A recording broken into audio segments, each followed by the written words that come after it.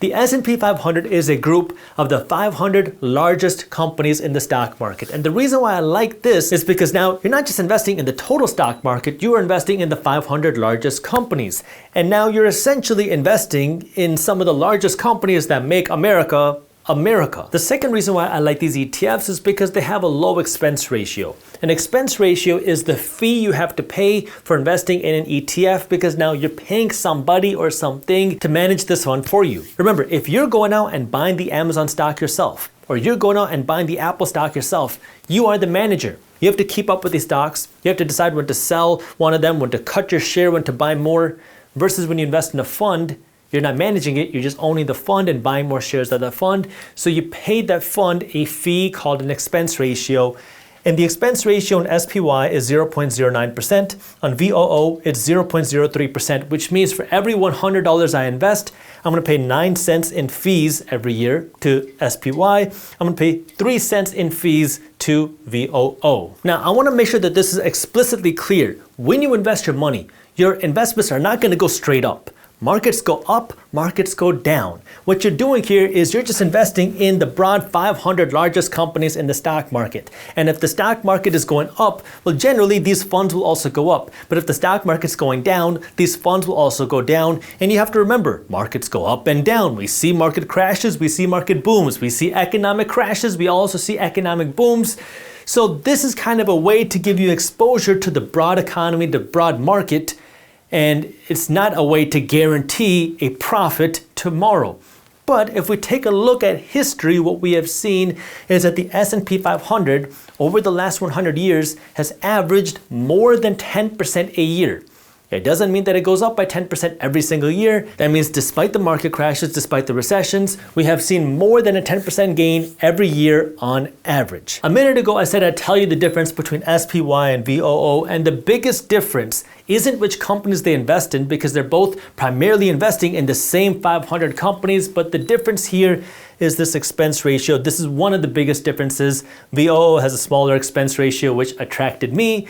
But there are some other slight differences in that SPY might put more money into certain stocks versus VOO put more emphasis on other stocks. But that's something that you can do your own due diligence on. But essentially, with both of these funds, you're getting exposure to similar, if not the exact same 500 companies. There might be a different allocation for certain companies over others.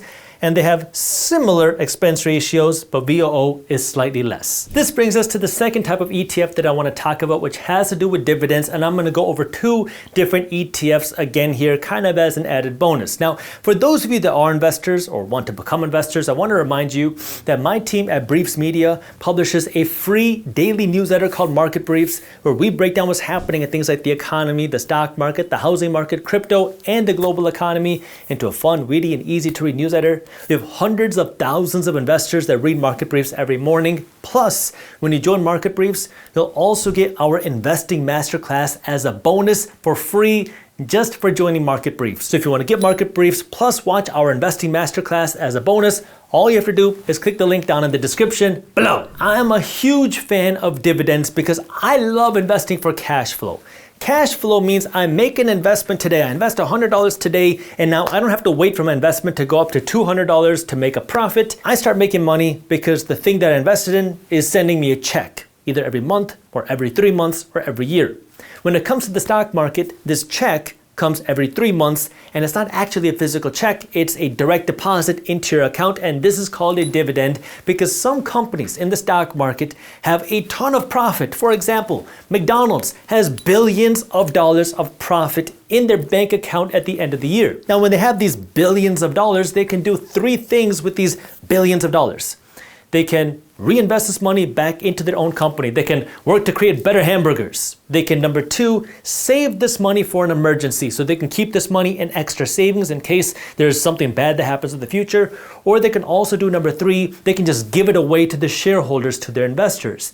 And a good company is going to do a little bit of all 3. So there are some companies out there that have these huge profits where they just give a big chunk of it away in the form of a dividend, where they literally will deposit money into your bank account for doing nothing except owning that right stock. Now again, you could go out and invest in those individual companies, or you can invest in a fund that specializes in dividends.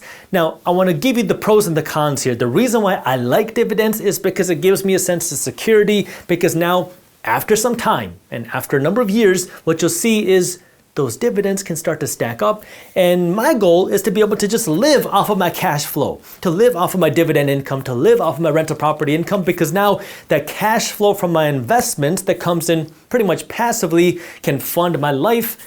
And now I can use that money to buy my car, to pay for my housing, to pay for my vacations, and really anything that I want. And I don't have to work to earn that money. I worked to buy those investments.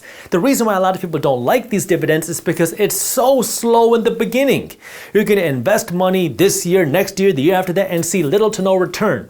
It really takes years, if not a decade, to starting to see the real impact of these dividends if you don't have a ton of money to start with. Plus, number two, you have to think about taxes when you get dividend income, because when you get that dividend income, you have to pay taxes on that dividends, even if you reinvest that dividend income. So whether you like dividends or hate dividends, that's up to you. I love dividends, so I'm going to talk about a couple dividend ETFs, two very different ETFs. By the way, I'm personally invested in both of these. So SCHD and VYMI.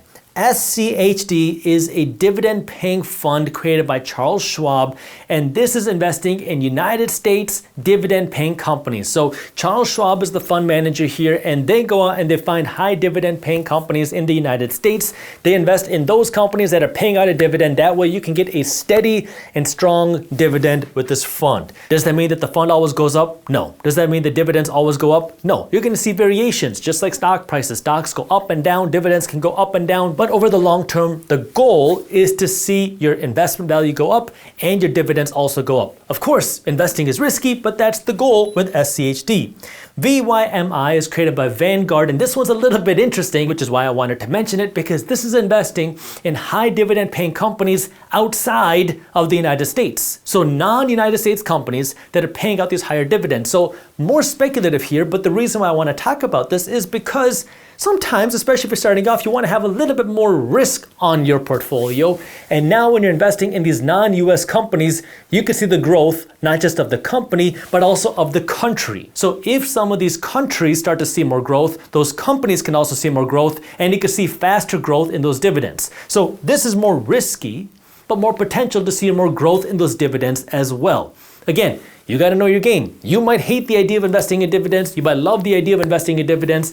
This is just a way for you to start thinking about, as you're building your portfolio, what are some of the things that you may want to invest in? If you enjoyed this clip and you want to continue your financial education journey, I have another video that I think you'll love. All you got to do is click that button right over there. And for those of you who want to stay up to date on the top finance and business news, you can join Market Briefs, my free financial newsletter, by clicking that button below. Thank you for watching, and I'll see you in the next one.